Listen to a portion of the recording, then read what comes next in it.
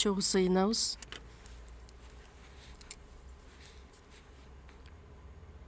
Бизди сүйгөн биздин ырайымдуу ыйык асмандагы Кудай Ата.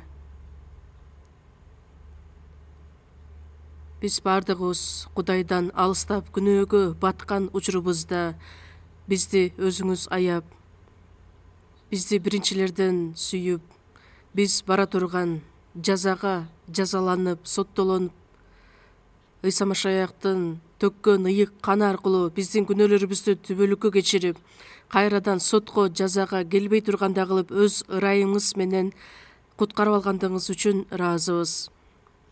Биздин жандарыбызды куткарып, өз балдарыңыз кылып, түбөлүктүү асман падышачылыкка бара турган тирүү, даңктуу үмүт бергендигиңиз үчүн ыраазычылык билдиребиз. Бул саатта Ыйса Машаяктын ыйык каны аркылуу куткарылууга ээ болгон бардыгыбыз чогулуп, сиздин улуу ырайымыңызды жана сүйүүңүздү даңктап, сөз үйрөнүп,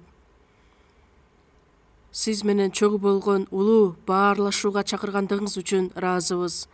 Бул саатта дагы биз менен чогуу экендигиңизге ишенебиз. Ар бир адамды өзүңүз жетектеп, керектелүүчү өз ырайымыңыз менен мол төгүп берип, сиздин ырайымыңыз, сөзүңүз, керемет күчүңүзгө бардыгыбыз толо тургандай кылып, бул саатта биз менен чогуу болуп, мындан аркы жашообузда бир гана татыктуу жашоо менен сиз үчүн жашашыбызга жардам бериңиз. Биздин айлана чөйрөдө дагы да сиздин сүйүүңүздү биле элек адамдар өтө көп. Ал адамдарга биз дагы сиздин ырайымыңызды, сүйүүңүздү жеткирип, түбөлүк өмүргө ээ болушуна жардам бериңиз.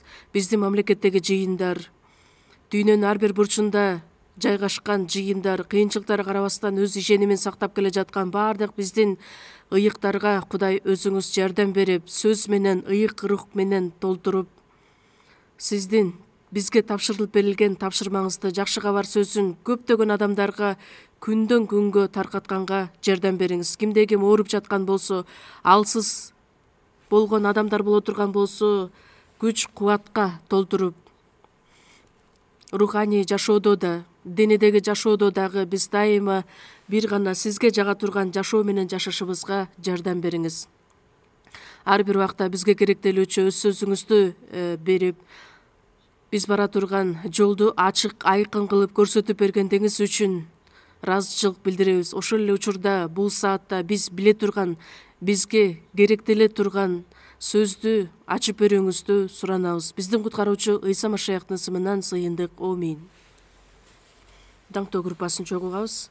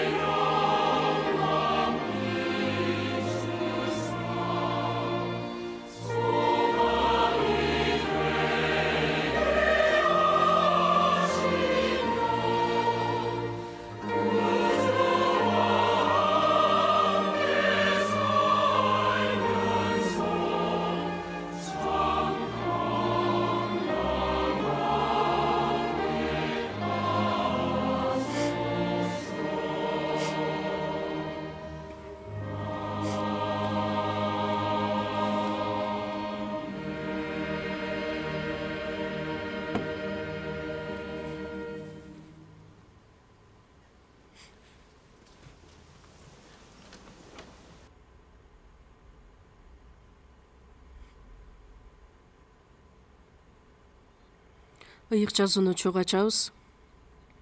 Петердин жазган биринчи каты биринчи бөлүмдө чогуу ачабыз. Биринчи Петр биринчи бөлүм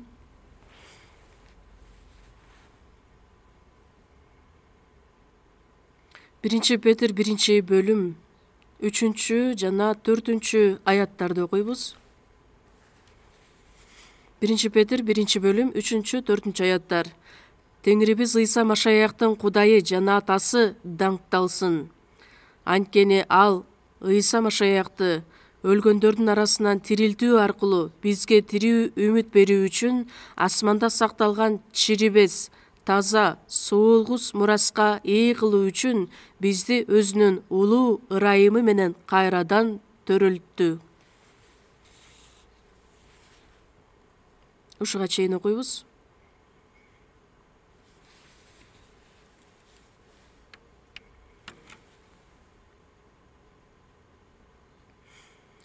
Жаңыдан Кудайдын ырайымын таанып билип куткарылууга ээ болгон адамдар үчүн жекшембе күндөрү биз сиздер менен тирүү адамдар жана өлүк адамдар деген теманы сүйлөшүп келе жатабыз. Эфестиктерге жазылган кат 2-бөлүм 1-аятка көңүл бурсак, кылмыштарыңардын жана күнөөлөрүңөрдүн айынан өлгөн силерди Кудай тирилтти.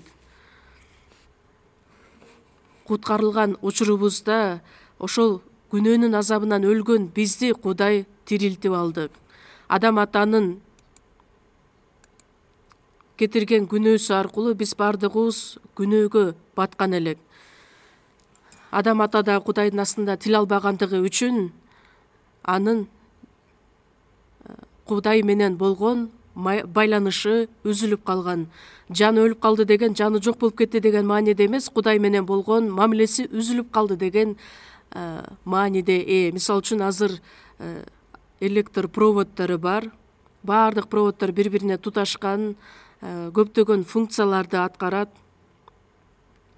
Бизге жарыкты дагы берет. Бирок ошол проводдор, токтордун бардыгы байланышы жок боло турган болсо, андан эч кандай пайдасы жок, жолбосо өлүп калган сыяктуудай. Ошондой сыяктуу эле биздин руханий байланышыбыз Кудай менен үзүлүп калганын бул адамдын жаны өлүп калганы деген менен барабар. Биз күнөөкөр бойдон бул дүйнөгө төрөлгөнбүз. Кылмыштарыңардын жана күнөөлөрүңөрдүн айынан өлгөн силерсиңер деп Кудай айтат. Денебиз тирүү бойдон басып жүрсө дагы Кудайдын көз карашында куткарылбаган адамдардын баардыгы өлүк адамдар катары эсептейт. Жакан 5-бөлүм 21-аятта Атам өлгөндөрдү тирилтип, аларга өмүр бергендей эле, уулу да каалаган адамына өмүр берет. Кудай кандай ишти аткарат? Өлгөндөрдү тирилтет, аларга өмүр берүү ишин аткарат. Эмне үчүн? Анткени күнөө үчүн жаза өлүм болгондуктан, адамдардын жанын тирилтиш үчүн кан төлөнүшү керек элек. Ошондуктан күнөөсүз Кудайдын жалгыз уулу Ыйса Машаяк адамдын бейнесинде бул дүйнөгө келди дагы. Адил адам күнөөкөрлөр үчүн өзүнүн жанын берип айкаш-чыгачка кадалган эле. Жыйынтыгында биз кетирген күнөөлөр үчүн биздин Теңир баардык күнөөлөр үчүн улуу канын төгүп берди дагы, бизди күнөөдөн арылтты. Ошол ырайымды биз таанып билген күндө кылмыштарыбыз жана күнөөлөрүбүздүн айынан өлгөн бизди тирилтти. Демек, биздин мамилебиз Кудай менен кайрадан туташтырылды. Мисалы үчүн, светтин баардыгы өчүп кала турган болсо, проводдор күйүп кете турган болсо, электрик качан келип баардыгын байланыштырганда гана жарык пайда болот, ар кандай функциялар иштеп баштаган сыяктуудай эле куткарылууга ээ болгон учурда биздин жаныбыз тирилет дагы, Кудай менен байланышыбыз түзүлөт. Ошондуктан куткарылган адамдарды Кудай тирүү адамдар деп айтат, жаны тирүү адамдар. Ал эми куткарылбаган адамдарды Кудай дагы да өлүк адамдар деп атайт. Бир адам Ыйсага келип айтат: "Мен сенин артыңдан ээрчигим келет, бирок адегенде атамды көргө коюп келейин, уруксат бер" дегенде, Ыйса эмне деп жооп берет? Өлгөн адамдарды көмүүнү өлүктөрдүн өзүнө кой. Сен болсо барып Кудай падышачылыгы жөнүндө жакшы кабарды айт. өлүк адам кантип өлүктү көмө алмак эле? Денеси тирүү болгону менен анын жаны дагы да өлүк адам. Ошондуктан өлгөн адамды көргө коюу ишин өлүктөргө кой. Ал эми сен менин артымдан ээрчи дагы жакшы кабар сөзүн таркат. Ошондуктан Кудайдын астында тирүүлөрдүн аткара турган иши бар жана өлүк адамдардын аткара турган иштери болот. Ыйыктар же болбосо тирүү адамдардын аткара турган иштери жөнүндө ыйык жазууда жазылат. Анан биз тирүү адамдар катары кылмыштарыбыз жана күнөөлөрүбүздүн айынан өлгөн бизди Кудай тирилткендиктен ошол тирүү адамдын жашоосун жашашыбыз керекпиз.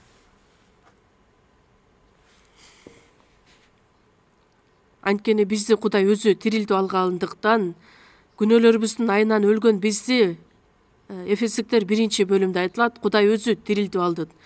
Ошондуктан куткарылууга ээ болгон адам ал тирүү адам. Тирүү адам жана өлүк адамдын ортосундагы айырмачылык өтө чоң. Куткарылган адам Кудайдын көз карашында эми тирүү адам болуп саналат. Тирүү адам катары аткара турган иштери сөзсүз түрдө болот. Тирүү адам болуп туруп анан өлүк адамдын жашоосу менен жашаганга да болбойт. Бейишке бара жаткан адам тозокко бара жаткан адамдын жашоосу менен жашай албайт. Же болбосо Кудайдын баласы болуп туруп шайтандын балдары катары жашоого мүмкүн эмес. Биз бул дүйнөдө жашап жатабыз, бирок ошондой болсо дагы бул дүйнөгө таандык эмес, Кудайдын падышачылыгына бара турган, Кудайга таандык адамдарбыз. Ошондуктан мындан аркы жашообузду Кудай өзү жетектей тургандай кылып, куткарылган машаякчынын жашоосу кандай жашоо болушу керек, ошол жөнүндө биз жакшылап үйрөнүп алышыбыз керекпиз. Ыйык жазууга токтоло кете турган болсок, бүгүнкү темабыз дагы ошолго байланыш болмокчу. 1-Петр 1-бөлүм 3-аятта Теңирибиз Ыйса Машаяктын Кудайы жана Атасы даңкталсын. Анткени ал Ыйса Машаякты өлгөндөрдүн арасынан тирилтүү аркылуу бизге тирүү үмүт берүү үчүн биз Кудайды эмне үчүн даңктайбыз? Анткени Кудайдын улуу ырайымына ээ болдук. Чындыгында куткарылбаган адамдар Кудайды даңктай алышпайт. Мурунку жумада дагы биз айтып кеткенбиз, оозу менен ырдайт, даңктайт, бирок жүрөгү менен такыр Кудайдан алыс адам. Ал Кудайды даңктаганга дагы укугу жок. Теңирибиз Ыйса Машаяктын Кудайы жана Атасы даңкталсын. Кудай биздин атабыз болуп калды. Матай 6-бөлүмдө силер мындайча сыйынгыла, асмандагы атабыз деп эми Кудайга кайрылып ата деп сыйынабыз. Жаратуучу Кудай, асман менен жерди жараткан Кудайга биз ата деп кайрыла турган укукка ээ болгон адамдарбыз. Ата деп айтканыбызга уялбай тургандай кылып Кудай бизди өз балдары кылып алды. Ыйса Машаяк бизди өз бир туугандары кылып алды. Биз жаңыдан үй бүлөгө мүчө болгон адамдар болуп калдык. Эфестиктер 2-бөлүм 19-аятты карасак, силер эми чоочундар жана келгиндер эмессиңер, ыйыктардын мекендештерисиңер жана Кудайдын элисиңер.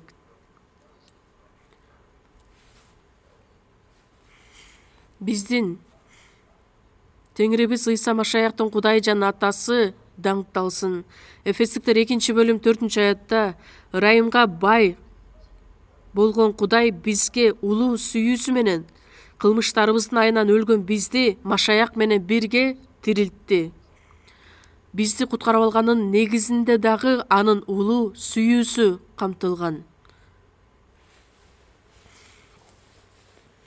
Эгерде адамды аяп кой десең, ал адам тирүү калышы мүмкүн. Кудай биз канчалык күнөө кетирген күндө дагы бизди баардыгыбызды куткарып алды. Анткени Кудай бир дагы күнөөкөрдүн өлүп калуусун каалабайт. Баардык адамдардын куткарылышын Кудай каалайт. Ошондуктан ырайымга бай болгон Кудай өзүнүн улуу сүйүүсүн бизге арнады. өлгөндөрдүн арасынан тирилтүү аркылуу бизге тирүү үмүт бериш үчүн. Жакан 3-5-аятта кимде ким суудан жана рухтан төрөлбөсө Кудайдын падышачылыгына кире албайт. Суу жолбосо рух деген эмнени билдирет? Кээ бирлер адамдар суудан төрөлүшү керек деп эле баардык көз жашын чимкиригин төгө берет дагы ошентип жогорудан төрөлөм деп ойлойт. Бирок ыйык жазуунун негизинде карап көрө турган болсок, суу бул Кудайдын адилетин билдирет, Кудайдын сотун билдирет. Нухтун убагын карай турган болсок, топон суу менен Кудай дүйнөнү жазалаган.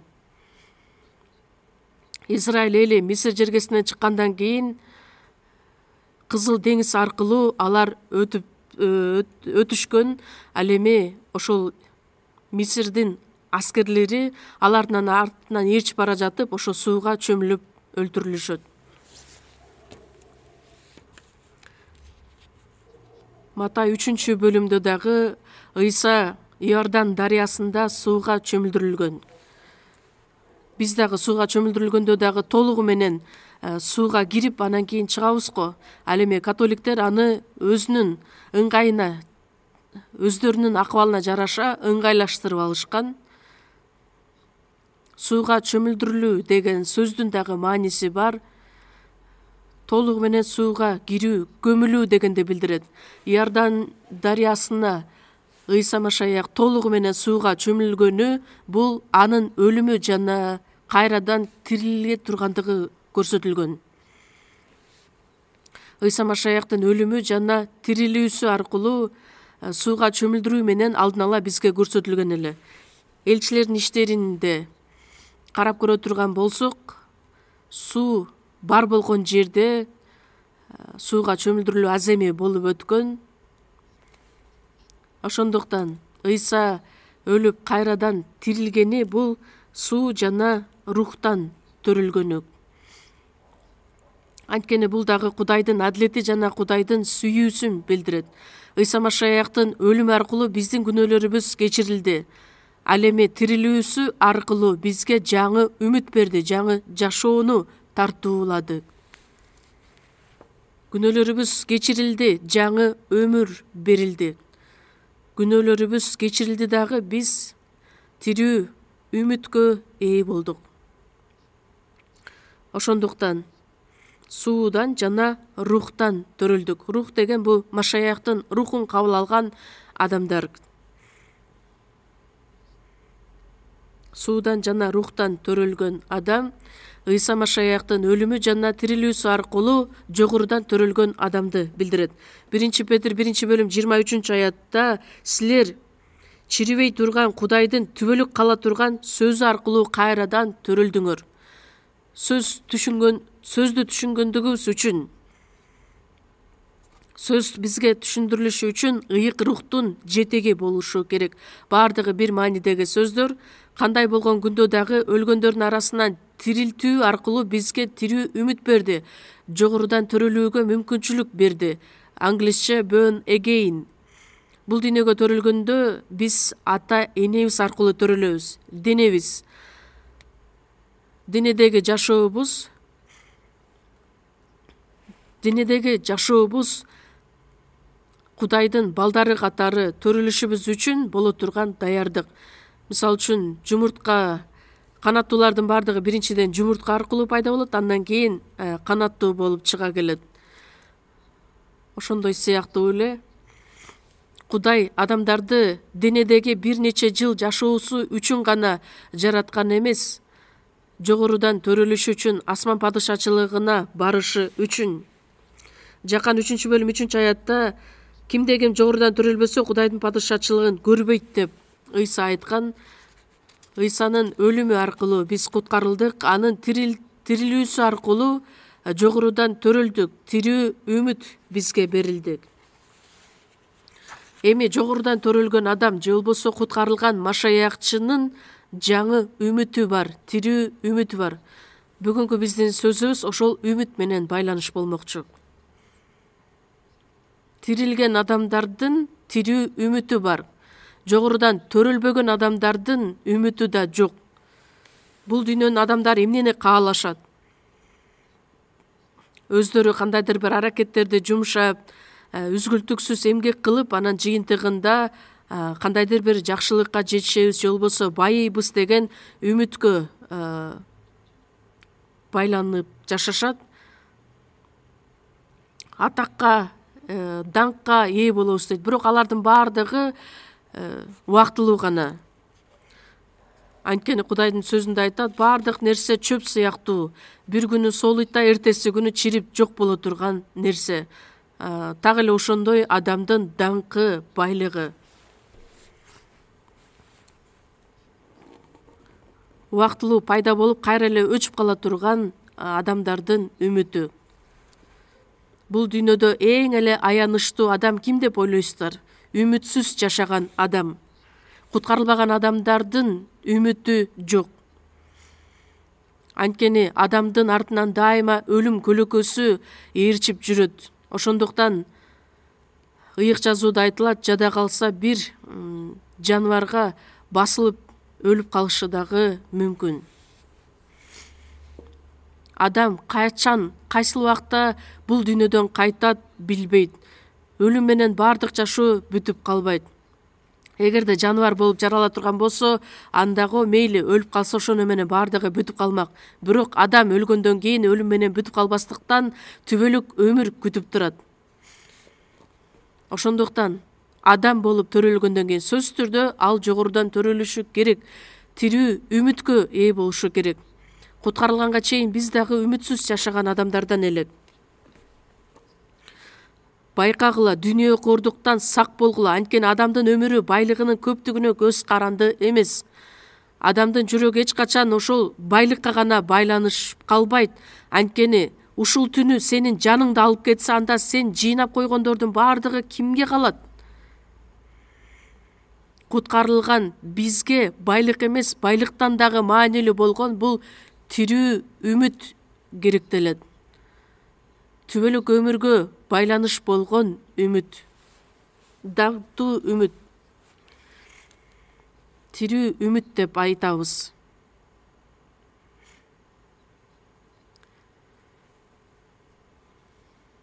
Тирүү үмүткө ээ болуп, Кудайдын убадасына ээ болуп, мураска ээ болгон адамдар экенибиз жөнүндө айтылат.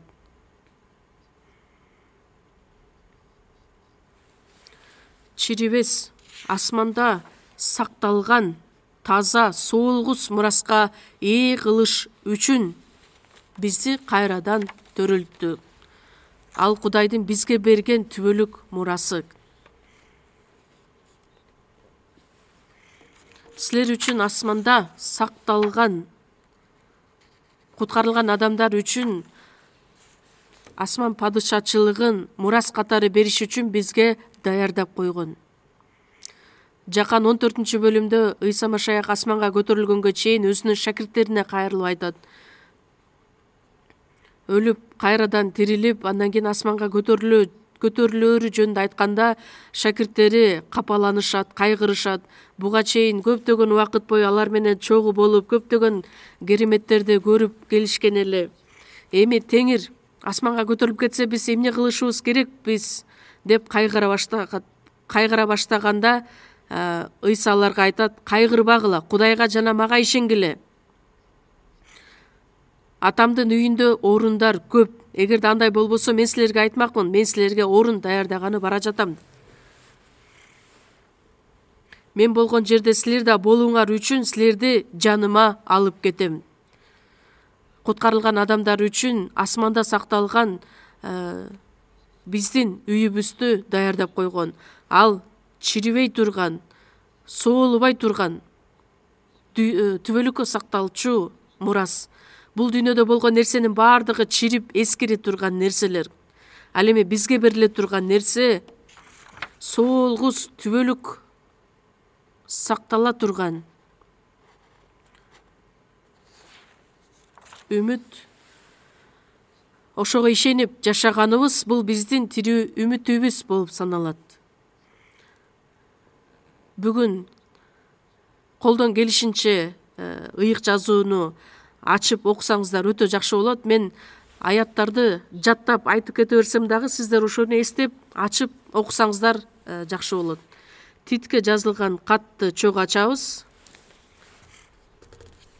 Тимотейден кийинки китеп Титке жазылган кат 3-бөлүмдү чогуу ачабыз. 4-аяттан баштап окуйбуз. Титке жазылган кат 3-бөлүм 4-аяттан баштап. 4-аяттан баштап мен окуп берейин. Бирок куткаруучубуз Кудайдын жакшылыгы жана адамдарга болгон сүйүүсү айкын болгондо, ал бизди адил иштерибиздин негизинде эмес, өзүнүн ырайымынын негизинде кайра төрөлтүү менен жуунтуу жана ыйык рух аркылуу жаңылантуу менен куткарып алды. Биз Кудайдын ырайымынын негизинде акталып, үмүтүбүзгө ылайык түбөлүк өмүрдүн мураскорлору болуп калышыбыз үчүн Кудай ал ыйык рухту куткаруучубуз Ыйса Машаяк аркылуу үстүбүзгө мол төктү. Куткарылган адамдардын жашоосу жөнүндө жакшылап түшүндүрүлүп жаткан аяттар биздин куткаруучубуз Кудайдын жакшылыгы жана адамдарга болгон сүйүүсү айкын болду. Биздин адил иштерибиздин негизинде эмес. Биз куткарылганыбыздын себеби жакшы иштерди кылгандыгыбыз үчүн эмес, Кудайдын ырайымынын негизинде. Кудайдын астында Кудайга жага турган бир иш кылган жокпуз. Анткени суу ичкендей биз ушунчалык көптөгөн күнөөлөрдү кетиргенбиз. Бирок Кудай өзүнүн ырайымынын негизинде, өзүнүн сүйүүсү аркылуу кайра төрөлтүү,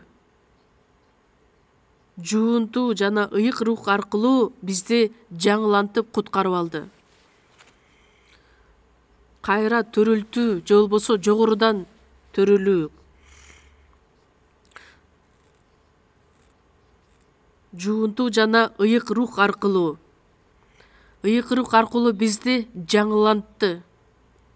Ошондуктан суудан жана рухтан төрөлдүк. Ыйык рух аркылуу бизге мол ырайымын төгүп берди. Куткарылдык, күнөөлөрүбүз кечирилди, жогорудан төрөлдүк, Кудайдын балдары болдук, түбөлүк өмүргө ээ болдук, ыйык рухка ээ болдук. Анын бардыгы бир ирет аткарылчу нерселер. Менин күнөөлөрүмдүн бардыгын кечирген Теңир, эми ал менин ичимде жашайт. Мен дагы куткарылган учурда күнөөлөрүм кечирилген бир эле нерсени билчүмүн. Эми мен тозокко барбайм. Анан кийин ыйык жазууну изилдеп отуруп, куткарылганыбыз дагы ошонун ичине кире турбайбы? Бир маанидеги сөздөр турбайбы? Ошону түшүнгөндө, жогорудан төрөлгөн турбаймынбы? Түбөлүк өмүргө ээ болгон турбаймынбы? Ыйык рухка дагы ээ болгон турбаймынбы? Ошону акырындык менен түшүнүп келгенмин. Галатиялыктар 3-бөлүм 2-аятта силер рухту мыйзамды аткаруу аркылуу алдыңарбы, же айтылган сөзгө ишенүү аркылуу алдыңарбы? Ыйык рух бул Машаяктын руху, Кудайдын руху, ыйык рух. Куткарылган адамдардын ичинде Кудай өзү жашайт, Машаяк жашайт, ыйык рух жашайт. Бул дагы өтө таң калыштуу нерсе.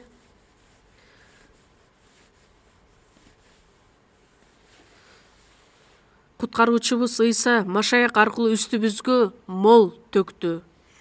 Акталдык, ыйык рухка ээ болдук. Акталдык деген сөздүн мааниси мыйзамдардын бардыгын аткарды деп Кудай кабыл алат.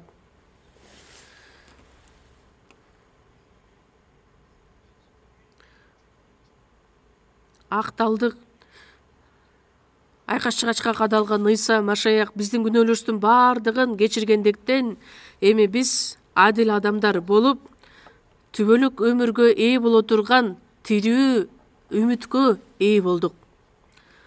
Биздин үмүтүбүз эмне менен байланыш? Түбөлүк өмүргө болгон байланыш. Куткарылган адам эми түбөлүккө өлбөйт.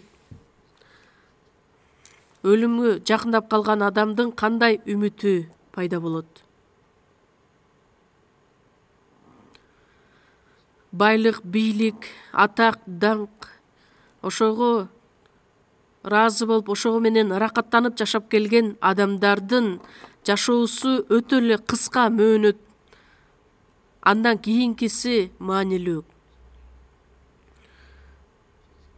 Куткарылбаган адамдар жөнүндө алардын жашоосу экинчи өлүмгө барып түшөт, түбөлүк күйүп турчу отко түшөт деп айтылат.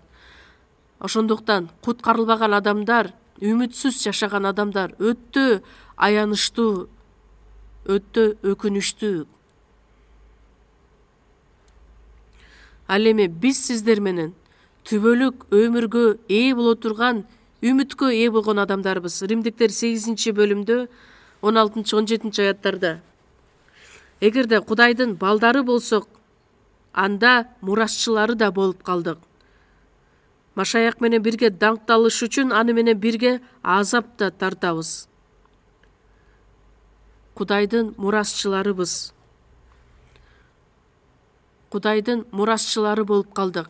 Азыр аны биз жакшы түшүнө албасак дагы, ал чындык. Кудай бизге убадасын берген. Ал убада түбөлүк өмүр. Куткарылган адамдарга өз убадасын берген Кудай түбөлүк өмүрдү тартуулаган. Жакан 10 бөлүм 28 аятта: силерге түбөлүк өмүр берем, алар эч качан өлүшпөйт, менин колумдан эч ким аны тартып ала албайт. Куткарылган учурда биз түбөлүк өмүргө ээ болгонбуз. Түбөлүк өмүрдү берип жатам, алар эч качан өлүшпөйт. Түбөлүк өмүр деген ал түбөлүк жашоочу жашоо. Кээ бир адамдар туура эмес бурмалап коюшат, күнөө кетирсең кайра тозокко барасың деп. Анан түбөлүк өмүргө ээ болгон адам ал куткарылуусун жоготуп алышы мүмкүн деп. Андай мүмкүн эмес. Түбөлүк өмүр ал түбөлүккө берилчү өмүр. Түбөлүк өмүргө ээ болгон адам кайрадан өлбөйт.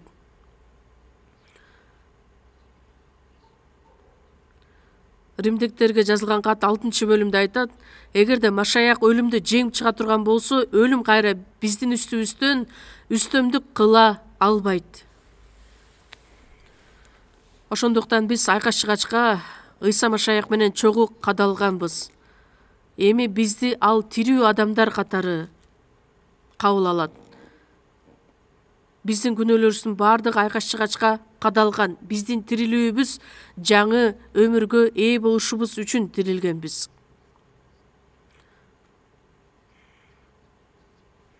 Кээ бир адам, мисалы үчүн, бир бүт байлыгын сатып отуруп, жакшы, өтө кымбат бир буюмду сатып ала турган болсо, анан буюмду аркачыга таштап коюп кете береби? Эч качан аны таштабастан ушунчалык аны баалап, аяп мамиле кылат. Ошондой байлык боло турган болсо, Кореянын улуттук банкына дагы сактап коюшу мүмкүн, бирок жердин астынан дагы кирип ал байлыгын уурдап кетиши мүмкүн. Ал эми куткарылган адамдардын жанын шайтан эч качан тартып ала албайт. Анткени Кудайдын колунан эч ким тарта ала албайт деп убадасын бергендиктен. Куткарылган адамдарга берилген анын убадасы. Кудайдын убадасы эч качан өзгөрүлбөйт. Асман падышачылыкка бара турган даңктуу үмүттү Кудай бизге тартуулаган.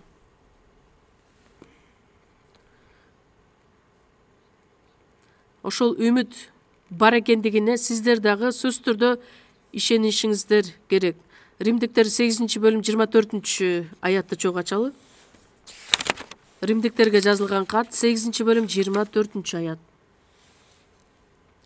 Римдиктерге жазылган кат 8 бөлүм 24 аят. Чогуу окуйбуз. Анткени биз үмүт менен куткарылдык. Бирок үмүттөнгөн нерсебизди көрүп турсак, үмүтүбүз үмүт болуудан калат. Үмүттөнгөн нерсесин көргөн адам эмнеге үмүттөнмөк эле? Биз үмүт менен куткарылдык.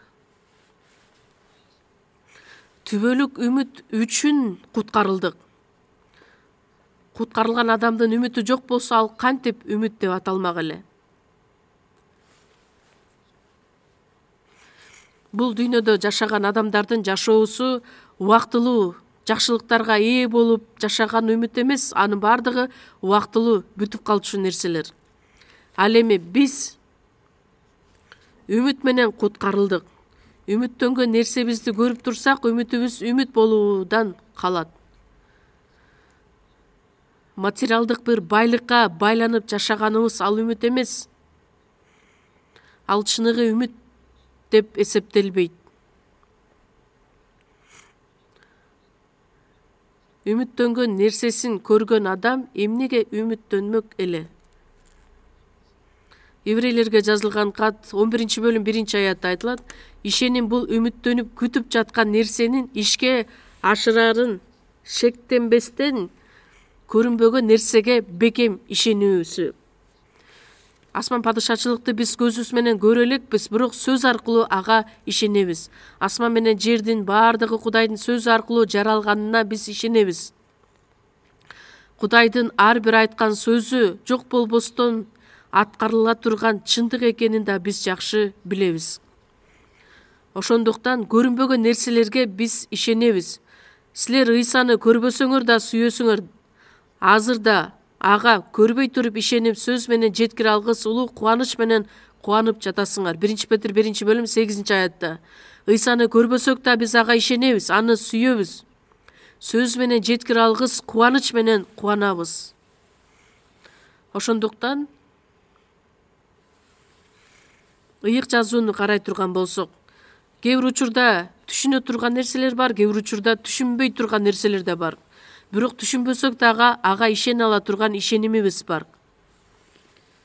Кудайдын ар бир сөзүн кантип биз бардыгын жеткилең түрдө түшүнө алмак элек. Ошондуктан ишеним менен кабыл алуубуз дагы өтө зарыл. Түбөлүк үмүт ал биздин көзүбүзгө көрүнбөйт. Ишеним бул үмүттөнүп күтүп жаткан нерсенин ишке ашырылышы. Түбөлүк бейиш. Албетте, Ыйса түбөлүк бейиштен келген. Ал эмнени айта турган болсо, ошонун бардыгына ишене ала турган адамдарбыз.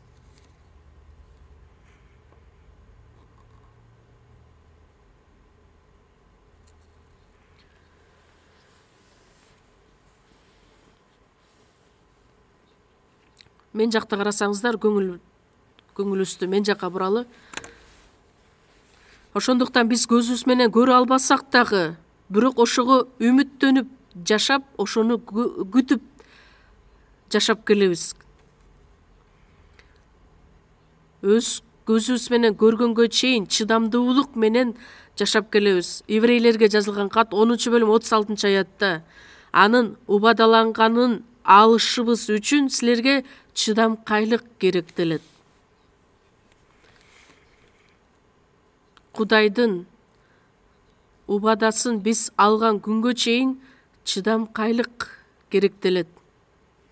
Кудайдын эркин аткарып,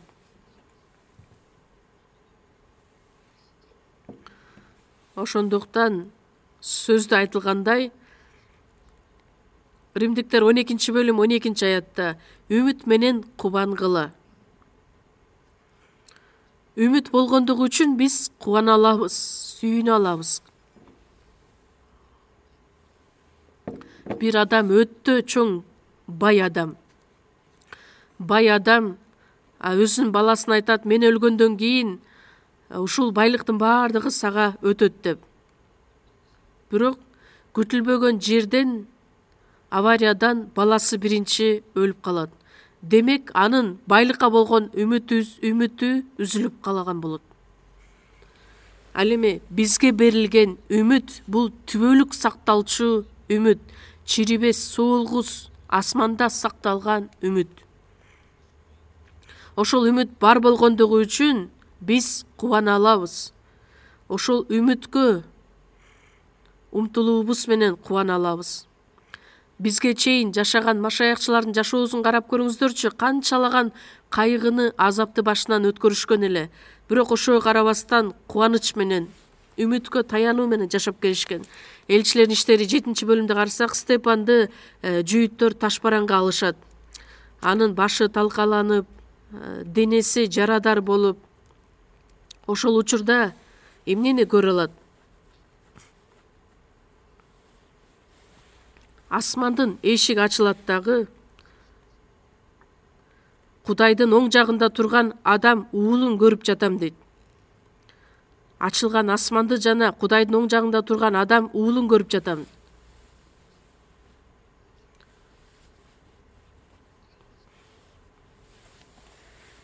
Степан ташбаранга алынган учурда Кудайдын оң жагында отурган Ыйса ордунан тура калат. Ташбаранга алынган учурда дагы ал ошол ооруну сезген жок. Анткени анын үмүтү менен кубангандыктан айкаш-чыгашта кадалган Ыйса Машаяк сыйынгандай эле Степан да ошол учурда эмне деп сыйынат? Теңир бул күнөөнү алардын күнөөсү катары эсептебе. Анткени алар эмне кылып жатканын билишпейт деп сыйынат. Мисал үчүн бул дүйнөнүн адамдары үмүттөнгөн үмүт кичинекей бала шарикти үйлөп ойнойт дагы анан бир аз убакыт өткөндөн кийин жели чыгып жок болуп кеткен сыяктуудай эле бул дүйнөнүн үмүтү ошентип күтүлбөгөн жерден жок болуп кетет. Ал эми биз ээ болгон үмүт бул даңктуу үмүт, түбөлүк сакталчу үмүт, тирүү үмүт. Ошондуктан кыйынчылык болсо дагы, азап кайгы болсо дагы баардыгын биз үмүт менен, чыдамкайлык менен жеңип чыга алабыз. Ибрейлерге жазылган кат 6-бөлүмдү да чогуу ачабыз. Ибрейлерге жазылган кат 6-бөлүм 17-аят.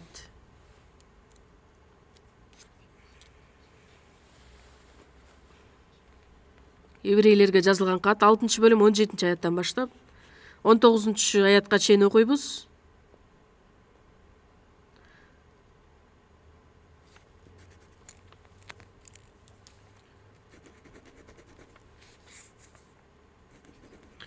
Ошол сыяктуу эле Кудай да убадалангандын мураскорлоруна өз эркинин өзгөрбөстүгүн ачыгыраак көрсөткүсү келгендиктен убадасын ант менен бекемдеди. Баш пааник тапкан жана алдыбыздагы үмүттү карманган биз Кудайдын калп айтууга мүмкүн болбогон өзгөргүс эки нерсеси убадасы жана анты менен соорунушубуз үчүн ошондой кылды. Биздин жаныбыз үчүн кеменин оор кайырмак темириндей бекем жана ишенимдүү болгон ал үмүт көшөгөнүн артына өтө алат. Бул жерди карасаңыздар, Кудай убадалангандын мураскорлоруна, биз буга чейин айтып кеткенде асманда сакталган соолубас, чирибес мурасын бериш үчүн анын убадасы эч качан өзгөрбөстүгүн көрсөттү. Кудайдын ар бир айткан сөзү, убадасы сөзсүз түрдө аткарылат. Кудай ант менен сөз берет. Мурунку учурда Израиль эли ант бергенде Кудайдын ысымынан ант беришкен эле. Демек, ал сөздө сөзсүз түрдө ордуна туруп аткарыш керек болгон эле. Жакып Тун уулунун батасын алыш үчүн Эйсапка тамак бышырып жаткан учурда менин курсагым ачып жатат, ошондуктан мага ошол тамакты бир чөйчөк. Бирок сага айтып кете турган бир суранычым бар. Экөөбүз бир тууганбыз. Экөөбүздүн ортобуздагы айырма бир аз гана. Сен менин байкем катары биринчи төрөлгөнсүң. Ошондуктан Тун уулунун батасын мага эле бер. Ошондо сага каалашыңча тамакты берем. Эйсап эмне деп жооп берет? Мен азыр ушунчалык ачка болуп жатам. Тун уулунун батасы мага эмне мааниси бар экен? Мына, ала бер. Жок, сөз менен эмес, сен ант бер дегенде Кудайдын ысым менен ант берет. Эми аны артка алууга мүмкүн эмес болуп калган. Кудай өзү да асман падышачылыгын түбөлүк үмүт катары бере турган убадасын бизге ант берүү менен айтат. Кудай кандайча өз антын берет? Өзүнүн ысымы менен, өз аты менен. Кудайдын калп айтууга мүмкүн болбогон өзгөргүс эки нерсеси бар. Убадасы жана анты. Кудай эч качан өзгөрбөйт. Жана анын берген убадасы, анты да эч качан өзгөрүлбөйт.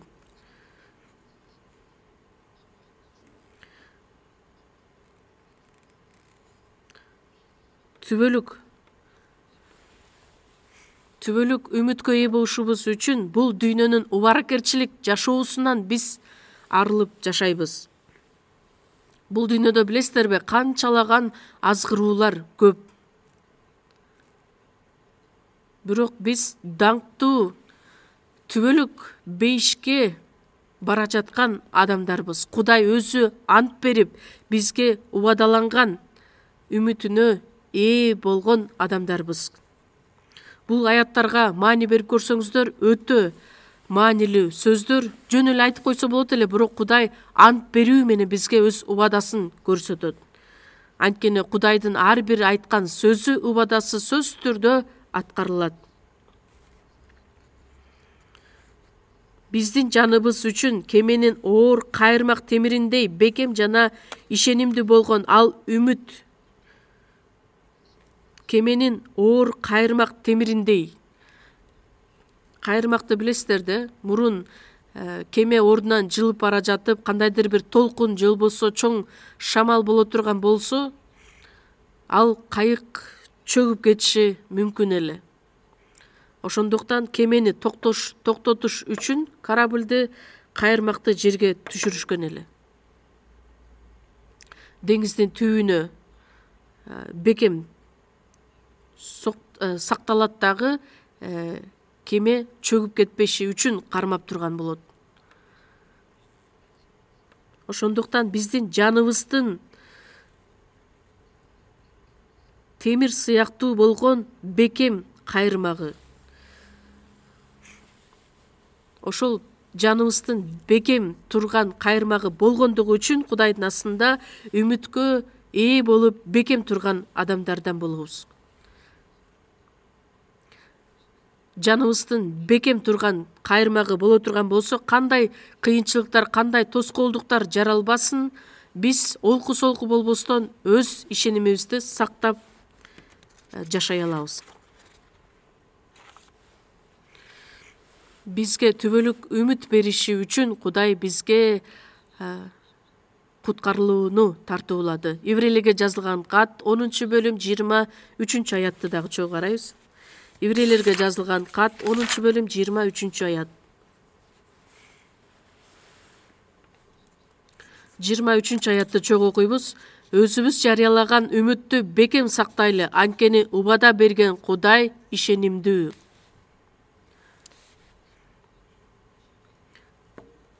Убада берген Кудай ишенимдүү. Ишенимдүү деген сөз бул ал чынчыл Кудай. Бизге убадасын берген Кудай ишенимдүү. Өзүбүз жарыялаган үмүттү бекем сактайлы. Кудайдын ырайымы аркылуу биз куткарылдык. Түбөлүк үмүт үчүн куткарылдык. Ошол үмүттү бизге бериш үчүн Кудай бизди куткарып алды. Ошондуктан берилген үмүттө бекем туралы. Үмүтүбүздү бекем сактайлы. Бул дүйнөдө кандай азгырыктар болбосун, кандай адаштыруулар болбосун, биз эч качан жүрөгүбүздү ага тарттырып жибербешибиз керекпиз. Шайтан ар кандай жолдорду колдонуу менен бизди олку-солку болушубуз үчүн түрткүлөрдү, тоскоолдуктарды жаратат. Ал эми кимде ким үмүттөнүп жашаган адам боло турган болсо, ал дайыма ишениминде бекем болушу керек. Үмүтү толук кандуу аткарылганга чейин Кудайга ишенип жашашы керек. Колостуктарга жазылган кат 3-бөлүмдү дагы чогуу ачабыз. Колосалыктарга жазылган кат 3-бөлүм.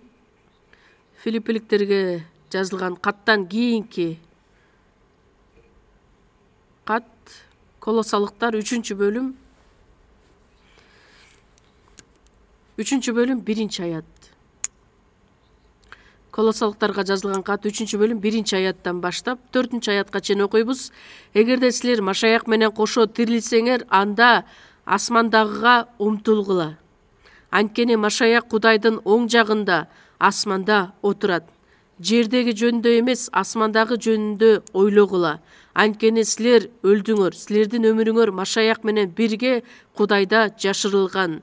Силердин өмүрүңөр болгон Машаяк келгенде силер аны менен бирге даңк менен көрүнөсүңөр.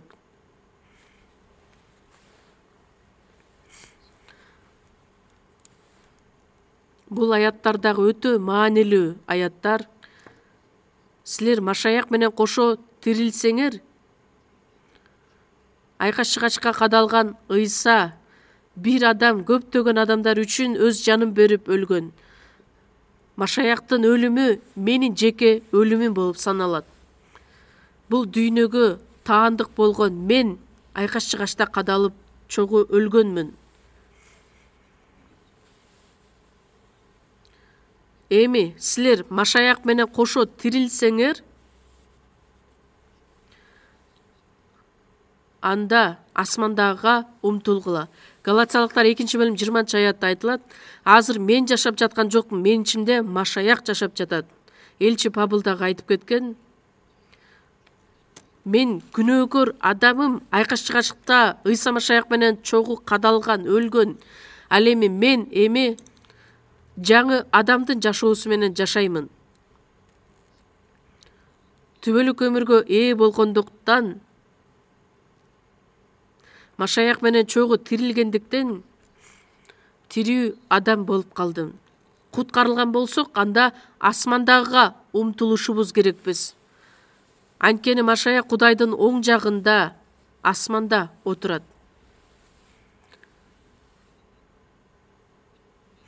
Биздин ишеним көзүбүз дайыма асмандыны карашыбыз керекпиз.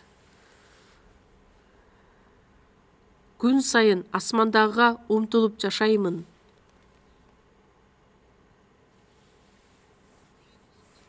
Асмандагыга умтулгула. Анткени Машаяк Кудайдын оң жагында асманда отурат. Кудайдын оң жагында отурган Ыйса биз үчүн дагы азыр сыйынып отурат.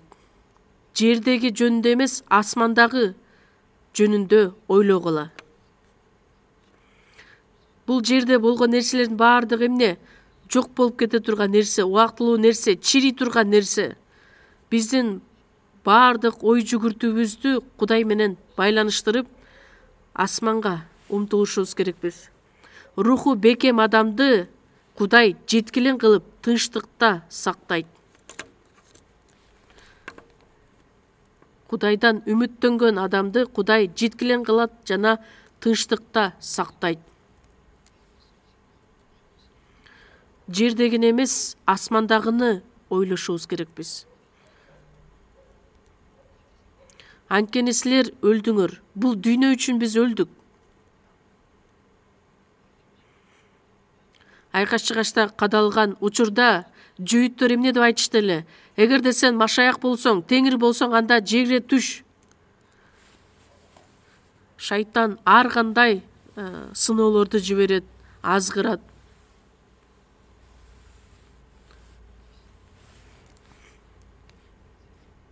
Бул дүйнөдө шайтан дагы да көптөгөн азгыруулар менен машаякчыларды азгырып келет. Биздин куткарылууну тартып ала албаса дагы жараксыз машаякчылар кылышы үчүн ар кандай азгырууларды биздин жашообузга жиберет. Биз эмне деп жооп беришибиз керекпиз? Жок, менин күнөөкөр жашоом бүттү. Галатиялыктар 5-бөлүм 24-аятта Машаякчылар өздөрүнүн күнөөкөр табиятын күнөөлүү каалоолор менен бирге айкаш чыгачка кадашкан. Силердин өмүрүңөр Машаяк менен бирге Кудайда жашырылган.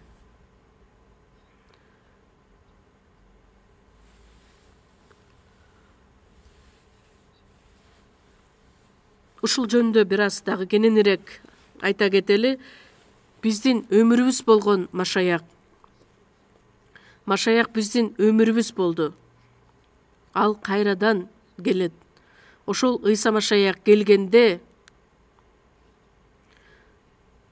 силер аны менен бирге даңк менен көрүнөсүңөр.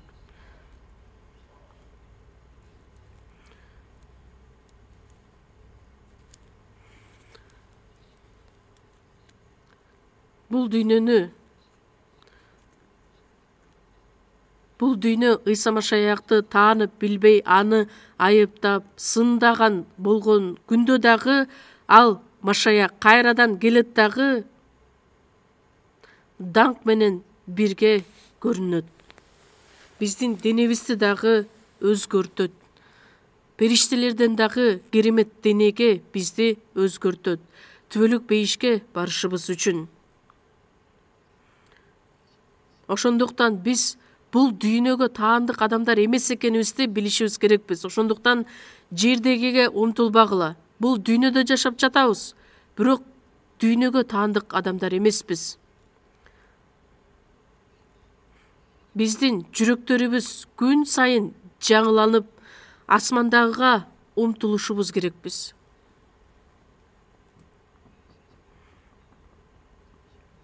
Анткени бул дүйнө бир аз убакыт өткөндөн кийин баардыгы соолуп, чирип жок болот. Анткени Кудай айтат, бул дүйнөдөгү болгон нерсенин баардыгы убактылуу пайда болуп, кайра жок болуп кетчү нерселер.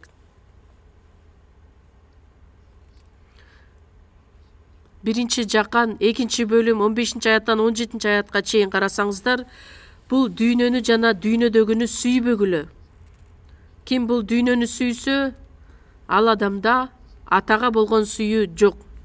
Бул дүйнөдө болгон нерсенин баардыгы дене кумары, көз кумары, турмуш тиричиликтеги текебердик. Булардын баардыгы атадан эмес, бул дүйнөнүкү. Дүйнөнү жана дүйнөдөгүнү сүйбөгүлө. Аларга көңүлүңөрдү бурбагыла. Акчаны сүйбөгүлө. Биз акчаны издеп табабыз, бирок акчаны корото турган биздин максатыбыз башка. Жакшы кабар таркатыш үчүн, жыйындар үчүн акчаны сүйгөнүбүз болбойт. Анткени акча мени бактылуу кылат, мага кубаныч тартуулайт деп ойлобошубуз керекпиз. Бут кийим канчалык жакшы болгон күндө дагы аны башыбызга кийип албайбыз да, канчалык жакшы болсо дагы аны бутубузга кийебиз. Андай нерсе болууга мүмкүн эмес. Ошондой сыяктуу эле бул дүйнөдөгү болгон байлык, бийликтин баардыгы жанагы кие турган бут кийим сыяктуудай тепселене турган нерселер. Көз кумары, дене кумары, турмуш тиричиликтеги текебердик.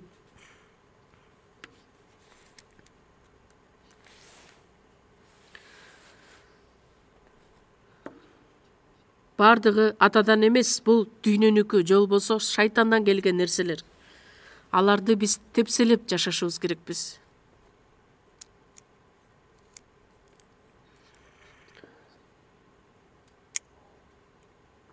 Силердин өмүрүңөр Машаяк менен бирге Кудайда жашырылган. Бир аз убакыт өткөндөн кийин келе турган Теңир келет. Бир аз убакыт өткөндөн кийин Машаяк кайрадан келет деген сөзгө биз толук кандуу ишене алабыз. Мен мурун мындайча ойлондум эле.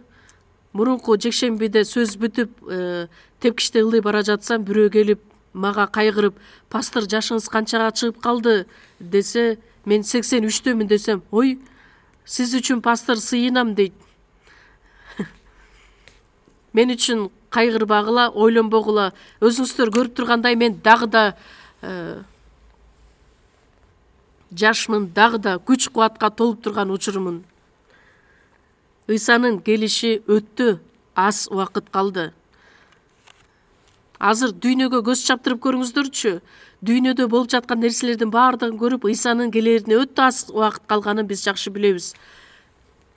Бизге чейин жашап келген машаякчылар ушунчалык күтүп келген эле. Даңктуу, даңкка бөлөнүп келе турган Теңир бир аз убакыт өткөндөн кийин биздин жашообузда келет деген ишеним чоң. Байыркы келишимди карай турган болсок, жер бетинде сойлоп жүрүүчү арам жаныбарлар менен өзүңөрдү булгабагыла деп айтылат. Лебилер китебинде 11-бөлүмдө. Адамдарга жегенге мүмкүн болгон жана жебей турган жаныбарларды Кудай өз алдынча бөлүп айтып берген эле.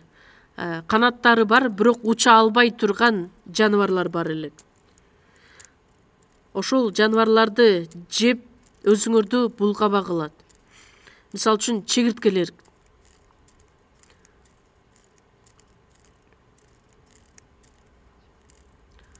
Азыркы учурда жей турган, жебей турган нерселерди айткан эмес. Куткарылган адамдарды канаты байланган адамдар, уча турган адамдар. Ал эми куткарылбаган адамдар жерде сойлоп жүрүүчү жаныбарлар менен салыштырат.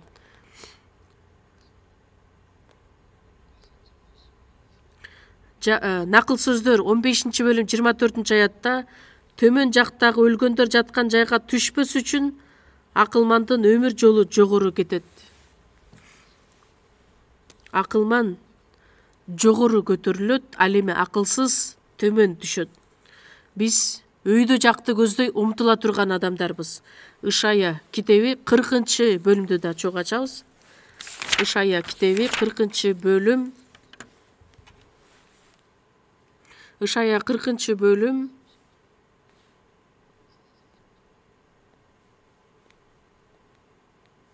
Ышая 40-бөлүм 30-31 аяттар. Уландар да чарчашат, алсырашат, жаш адамдар да мүдүрүлүшөт. Ал эми Теңирден үмүттөнгөндөр кайрадан күчкө толушат. Кайра чогуу окуйбуз. Бүркүттөй болуп канаттарын көтөрүшөт, чуркашат, бирок чарчашпайт, жөнөшөт, бирок алсырашпайт.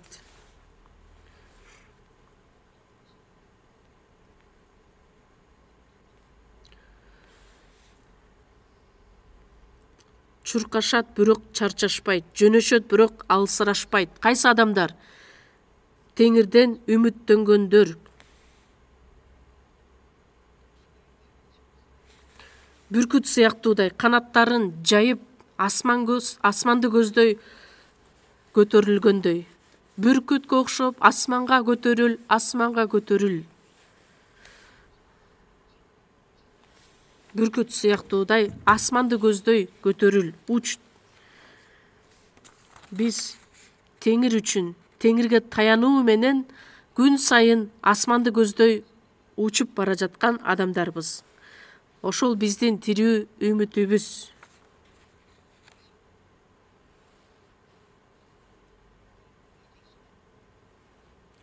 Канчалык асманга көтөрүлгөн сайын дүйнөдөгү болгон нерсенин баардыгы кичинекей болуп көрүнө баштайт. Менин үйүм дагы, автоунаам дагы. Автоунаабыз кумурска сыяктуудай. Анан дагы асманга көтөрүлө турган болсок, бул дүйнөдөгү болгон нерсенин баардыгы көрүнбөй да калат. Бул дүйнөдөн ыракаттанып жашаган нерселердин баардыгы унутулат дагы. Менин болгон жүрөгүм Кудайга арналат, Кудайга гана үмүттөнгөн болот.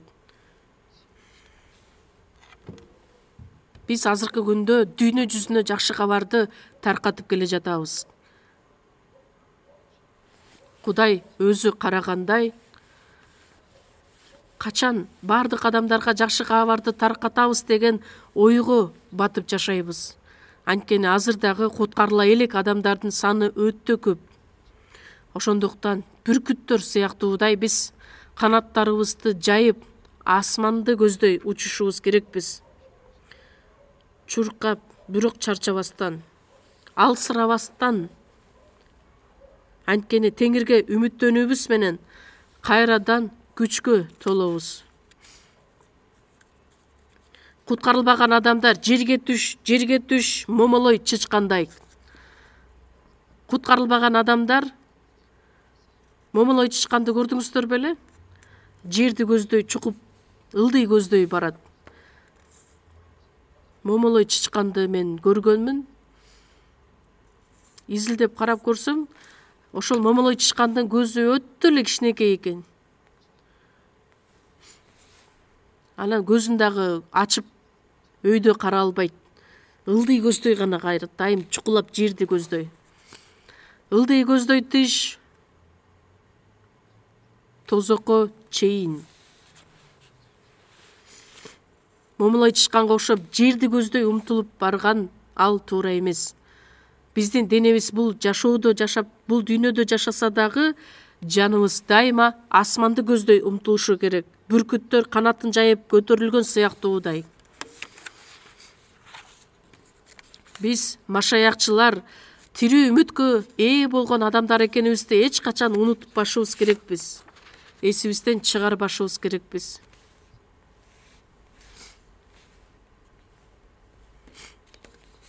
Отуз сегизинчи забурда 5-чи аяттан баштап ачпай эле мен мындайча эле айтып кете берейин.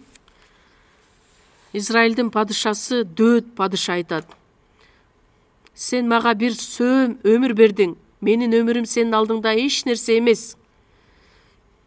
Мага бир сөөм өмүр бердиң, Теңир. Алаканыбызга, кумурска коюп кое турган болсок, бас баратып эле жерге түшүп жок болот. Ошондой сыяктуу эле адамдын жашоосу курулай убаракерчилик экен. Мейли баш көп акча табабы, байлык, бийлик топтойбу, бир аз убакыт өткөндөн кийин анын баардыгы жок болуп кетет. Чын эле адам элес сыяктуу жүрөт, бекер түйшүк тартат, дүнүйө жыйнайт, анысы кимге калаарын билбейт. Курулай убаракерчилик.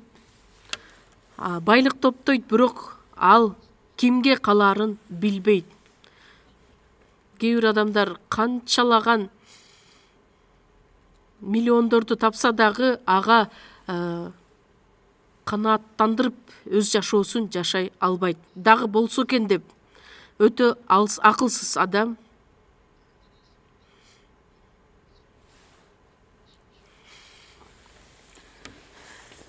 Анткени чын эле адам элес сыяктуу жүрөт. Элес сыяктуу деген бар болуп дагы жок болуп кетчү жашоосу. Мен эмнени күтмөк элем? Менин үмүтүм бир гана өзүңдө. Дөт падыша ошол учурда ушунчалык бийликке да, байлыкка да толуп турган учур эле, бирок ал нерсенин баардыгы эч нерсе эмес. Менин жашоом бир гана сенин колуңда. Менин үмүтүм дагы сенин өзүңдө.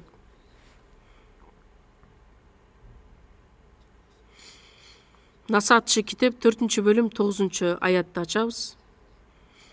Насаатчы 4-бөлүм. Накыл сөздөрдөн кийинки китеп Насаатчы китеби. 4-бөлүм 9-аят.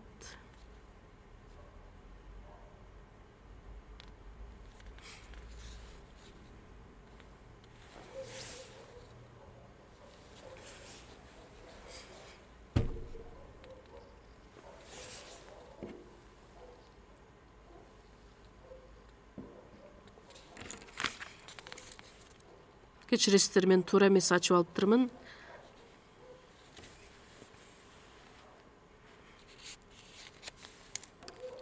Насаатчы 9-бөлүм 4-аят.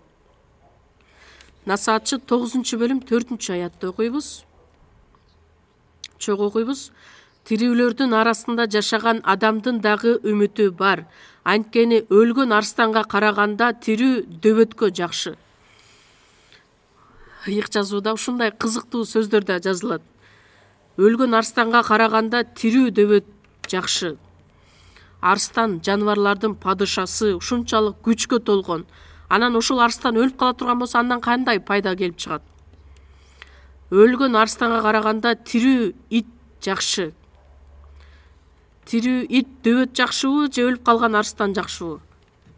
Кандайча ойлойсуздар? Тирүүлөрдүн арасында жашаган адамдын үмүтү бар.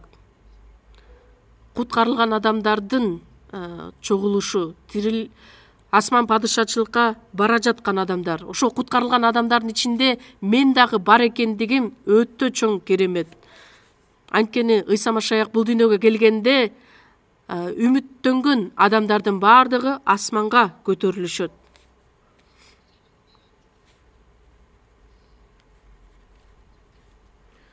Кызыктуу сөздөр өтө көп. Өлгөн арстан жана тирүү дөбөт. Тирүү дөбөт эмнени билдирет? Куткарылса дагы канчалык кыйналып жашайт, азап кайгыны башынан өткөрөт. Куугунтукка алынышы мүмкүн, бирок тирүү адам. Арстанга салыштырмалуу иттин бир көркү деле жок, бирок кандай болгон күндө дагы ал тирүү.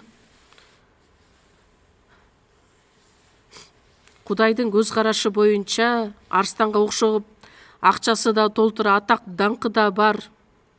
Бирок өлүп калса, өлүп калган арстан эч бир пайдасы жок. Бул сөз 3000 жыл мурун кандайча жазылган деген ойлор кетет. Куткарылган жакыр адамдар. Анан бул дүйнөнүн ыракаты менен жашап келе жаткан бай адамдар. Бай адамдарды өлүп калган арстан менен салыштырган эле. Бул дүйнөнүн атак, даңкы, байлыгы, бийлиги бардыгы өлүп калган арстан менен салыштырууга мүмкүн. Аларга көз артуунун дагы кереги жок, кайгыруунун да кереги жок. Римдиктерге жазылган кат 5-бөлүм 5-аятта мен мындай эле айта берейин. Ал эми үмүт уят кылбайт. Кудайдын сүйүүсү бизге берилген ыйык рух аркылуу жүрөгүбүзгө төгүлгөн. Бизде үмүт бар. Күнөө гана кетирип келген адам тозоктун түпкүрүнө бара турган адам күнөөлөрү кечирилип, Кудайдын ырайымынын негизинде бейишке бара турган адам болуп калды. Анан биз кантип уялып жашай алабыз? Бир адамдын баласы кебетеси аябай деле жакшы эмес. Бирок анын атасы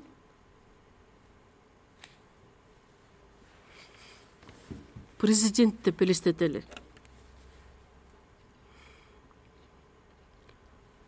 Өзүнүн атасын президент деп аташ үчүн ал уялабы же тескерисинче кайраттуулук менен айтабы?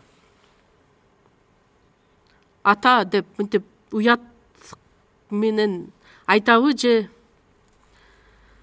сен менин уулумсуң деп атасы кучагына алат? Баласы качан жашнакай болгондо, көрктүү болгондо гана баласы болмок беле? Жок. Атасы үчүн кандай болгон күндө дагы баласы болот. Ошондуктан биз дагы тирүү үмүткө ээ болгон адамдар болгондуктан эч качан уялбайбыз.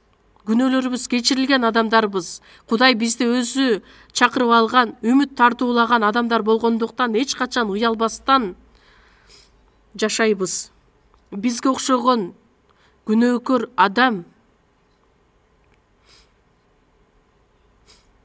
Кудайдын сүйүүсү биздин жүрөктөрүбүзгө төгүлгөн адамдарбыз.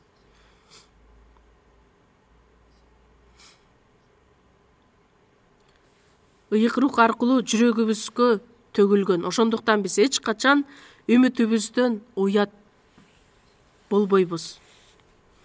1-Тессалоникалыктар китеби 4-бөлүмдү чогуу ачабыз. Тессалоникалыктарга жазылган 1-кат 4-бөлүм 13-аят.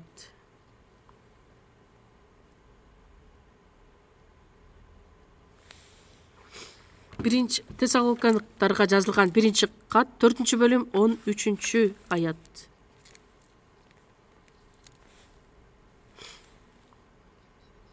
Бир туугандарым, үмүтсүз адамдарга окшоп кайгырбашыңар үчүн өлгөндөр тууралуу билүүңөрдү каалайм.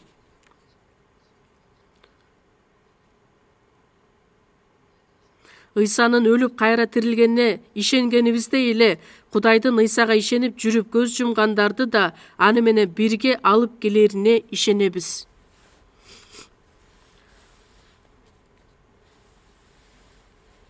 Үмүтсүз адамдарга окшоп кайгырбашыңарды каалайм.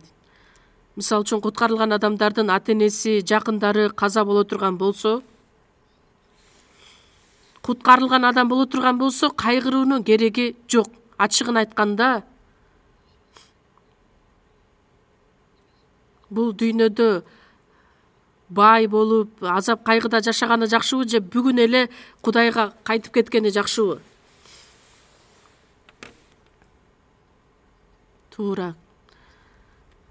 Бул дүйнөдө канчалык жакшы нерсе болсо дагы, бейиштеги болгон нерсе миллион эсе жакшы.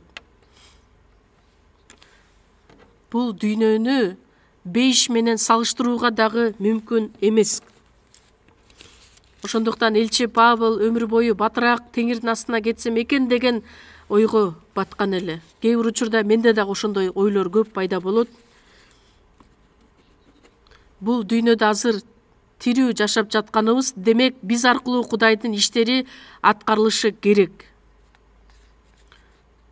Бул дүйнөдө жашап жатканыбыздын себеби Кудай биз аркылуу бир иштерди аткарыш үчүн калтырып койду. Бирок бейишке барганыбыз 1000 эсе, миллион эсе жакшы.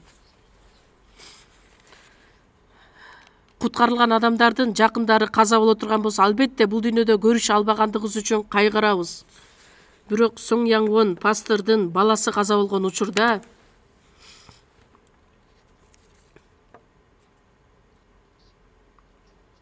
ошол баласы өлүп жаткан учурда ал бийлеген, акылынан ажырап калгандыгы үчүн бийлегенби? Жок, менин балдарымды Кудай өзү алып кетти, бейишке кетти деген кубанычка толгондуктан куткарылган адамдардын жакындары, үй бүлөсү биринчи каза боло турган болсо, анда үмүтсүз адамдарга окшоп кайгырбагыла. Эмне үчүн? Анткени асман падышачылыкта кайрадан жолугабыз деген үмүтүбүз бар. Жолуга турган убакыт өтө эле аз. Үмүтсүз адамдарга окшоп кайгырбагыла. Ыйсанын өлүп кайра тирилгенине ишенгенибиздей эле ишенип көз жумгандарды да аны менен бирге келерин билебиз. Куткарылган адамдар биринчи көз жума турган болсо, алар көз жумгандар. Демек, Машаяк келгенде ал менен чогуу келишет. Ал күн бизге өтө жакын болуп калды.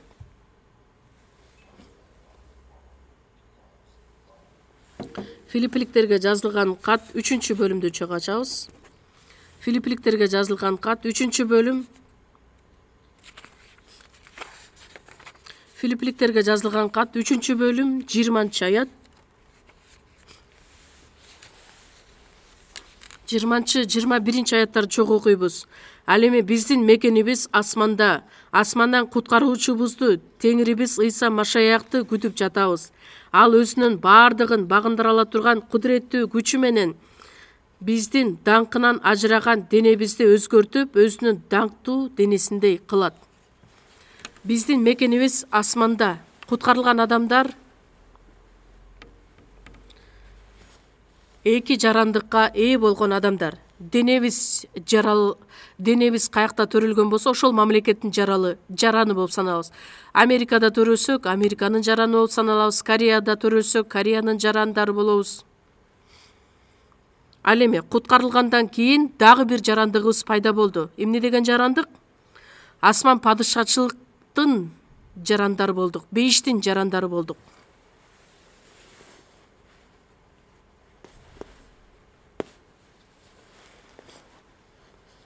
Асман падышачылыкка бара турган катталуудан өттүк. Иммиграция бүттү, виза дагы берилди. Самолетко билет сатып алуунун кереги жок. Убакыт келери менен бардыгыбыз асманга көтөрүлөбүз. Бул тамаша эмес, чыныгы сөз. Теңирибиз Ыйса Машаякты күтүп жатабыз, асмандан күтүп жатабыз. Анткени ошол асман падышачылыкка бизди алып кетиши үчүн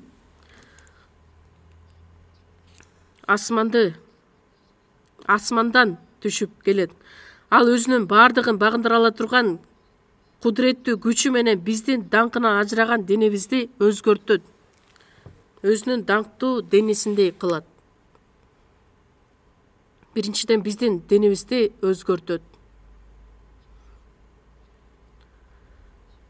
Мисалы үчүн жерде сойлоп жүргөн гусеница бир аз убакыт өткөндөн кийин жашынакай көпөлөккө айланып чыга келет.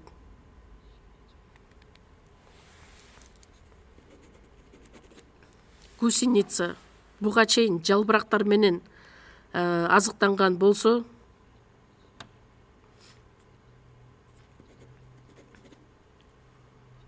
апасы гусеница баласына айтат: сен биринчи, мен асманга көтөрүлүп кетем, андан кийин сен көтөрүлөсүң. Анан көпөлөк айлангандан кийин гусеница айтат: чынында эле ушундай сонун башкача дүйнө бар турбайбы?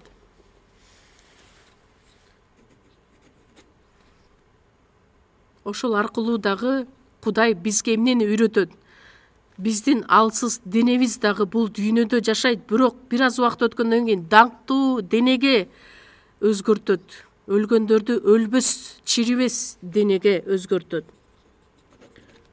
Даңктуу денеге өзгөртөт.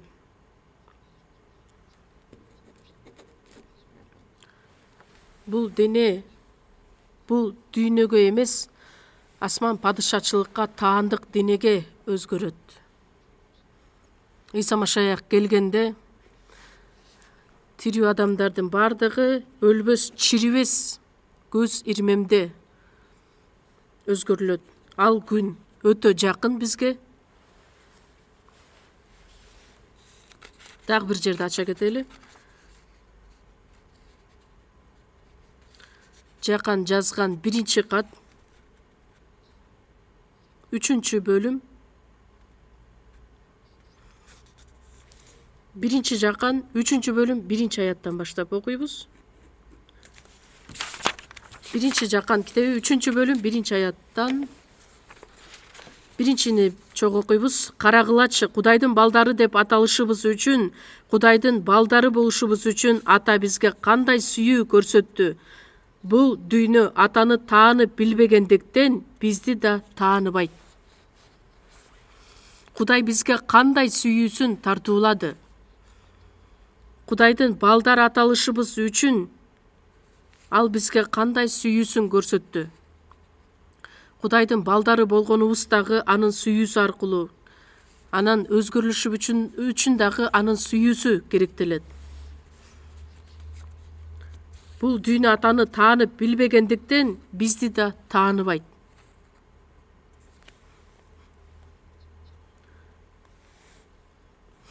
Мен бир кычык жерде кетип бара жатсам, бир ит келип алып, мени көздөй каап угат. Эй, ит, Кудайдын баласын да тааныган жоксуңбу деп мен урушушу мүмкүн. Адамдар да тааныбаса, бул ит мени кантип таанымак эле? 2 аятты да окуйбуз.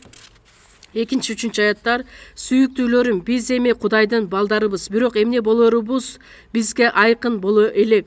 Машаяк келгенде ага окшош болорубузду гана билебиз. Анткени анын кандай экенин көрөбүз. Машаяктан кандай үмүт кылган адам Машаяктай таза болуу үчүн өзүн тазалайт.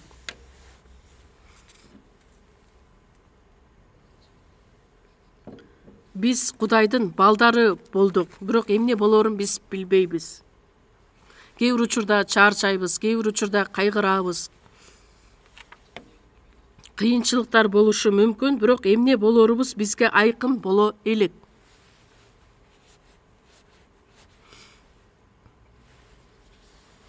цикада бир нече убакыт өткөндөн кийин бир куртка айланат. Ошондой сыяктуу эле биз эмне болорубуз бизге айкын боло элек. Машаяк келгенде ага окшош болорубузду гана билебиз. Машаякка окшош болуп өзгөрүлгөнүбүздү гана аны менен чогуу боло алабыз. Денебиз дагы өзгөрөт. Кудай өзү аткара турган иш, баардыгын өзүнө багындыра ала турган кудуреттүү күчү менен бизди өзгөртөт. Ошондуктан Машаяктан ушундай үмүт кылган адам Машаяктай таза болуу үчүн өзүн тазалайт.